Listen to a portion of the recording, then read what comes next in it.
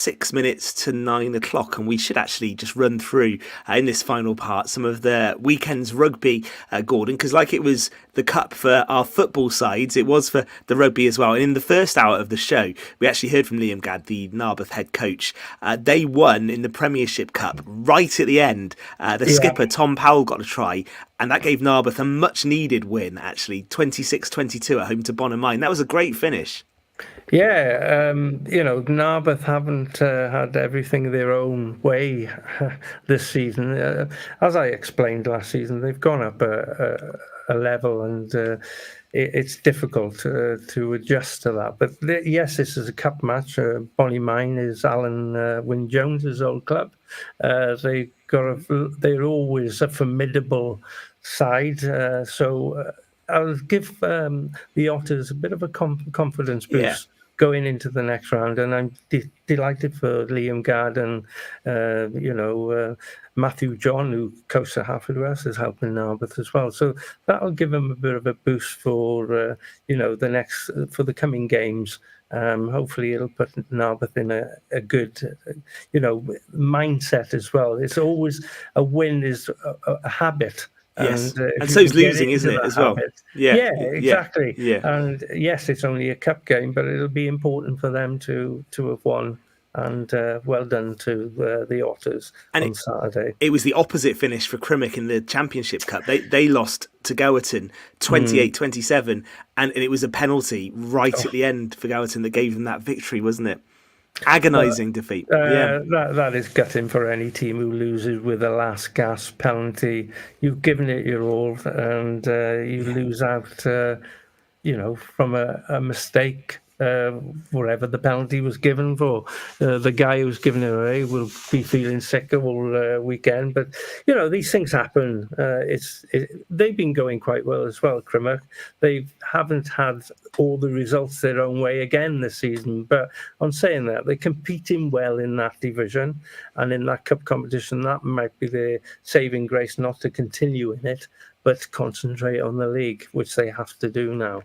Indeed. Tenby had a really good win in the Division 1 Cup, 35-7 against Pontedilais. That was a convincing victory. 4 tries for Tenby in that win, Gord, as well. So well done to them. Brilliant. And also Luke Deadman, who he's captain for Tenby. I think he played his 300th appearance on Saturday. So congratulations, Luke. We had him on here as well, talking when they won the KO Cup.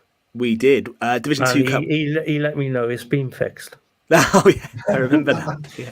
In the celebrations, yeah, exactly. Division 2 Cup saw Whitland go out. They lost to Resolven 29-13. Haverfordwest were winners, though, in the Division 3 Cup, convincing against Nantymoyle. They won 33 points to 17. Good win for Haverfordwest there.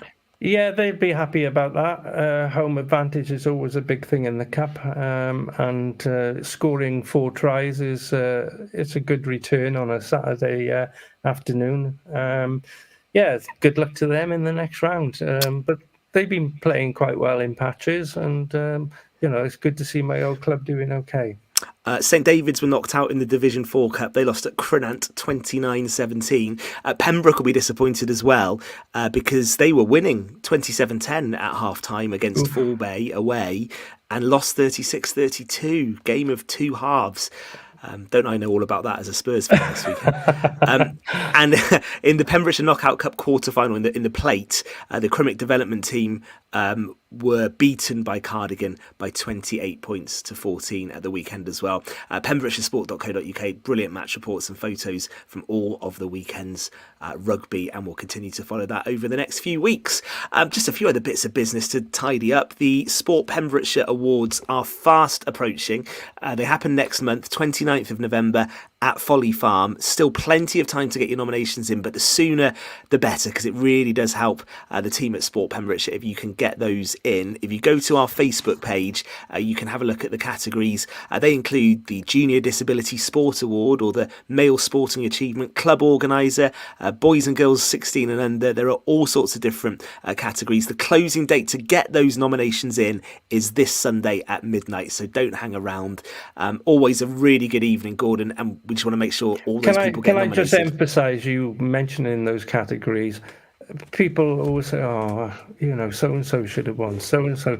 Well, if you don't enter them into the category, they have no chance of being in the top three and winning the event. So please, if there's somebody that deserves to be in there, make sure you get it entered. Yeah, and actually one of those ones I mentioned there, the club organizer, that will be someone who it just like does the work in the background. Yeah, unsung hero. Yeah. Exactly. But without that person, that sports club probably wouldn't exist. So exactly. If you're watching now, quite a few of them in Pembrokeshire, yes. Exactly. There's loads of those people in Pembrokeshire. There's every club has got one. So if you're watching us now live, that's the one. Get the nomination in for club organizer right now. Just go to the Facebook page. All the details on how you can nominate are on there. The deadline is Sunday, and make sure, as Gordon says, those people don't miss out on getting nominated, because it's a really, really good thing.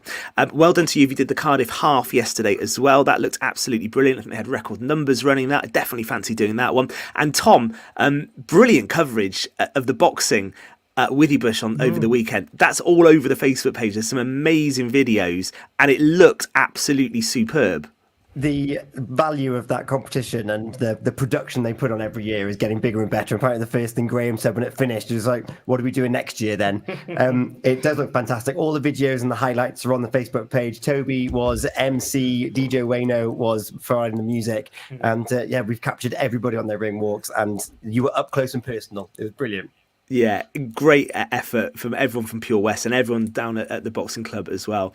Graham Brockway was on the show, and he was so passionate about that event. Great to see it go so well, wasn't it, Gordon? It looked absolutely brilliant. It always does. I mean, anything that Graham puts his hands to, he don't do any half measures. It's done properly, and everybody follows in line. He gets them; they're like soldiers around him, and he does a great job. Awesome. And Merlins Bridge is so lucky to have a Graham Brockway in their gym.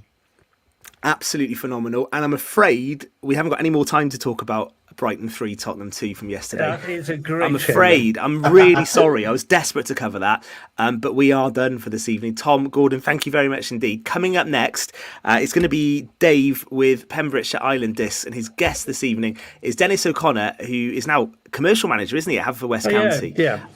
I first met Dennis when he did the Save the Coast Guards campaign. He is such a character. He's going to be a great guest, and you can listen to that next. We will be back next Monday on Pure West Sport. Good night.